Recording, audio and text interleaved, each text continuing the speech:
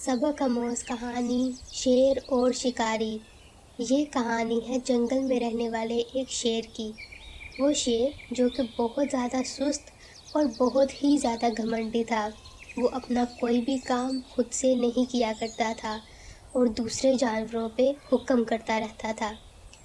جنگل کے دوسرے سب جانور اس سے بہت زیادہ تنگ تھے۔ شیر تو اپنے کھانے کے لیے خود سے شکار بھی نہیں کرتا تھا، دوسرے جانور ہی اس کے لیے کھانا پینا اس کے گھر تک لے کر آتے تھے۔ ایک دن جنگل میں ایک شکاری آیا۔ وہ شکاری اپنا شکار کر رہا تھا کہ اس کے سامنے شیر آیا۔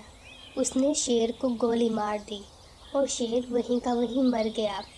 جب یہ بات باقی سب جانوروں کو پتہ چلی تو وہ سمجھ گئے کہ غرور کا سر تو نیچا ہونا ہی تھا۔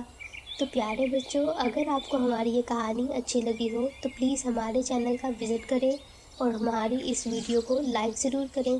آپ کا شکریہ۔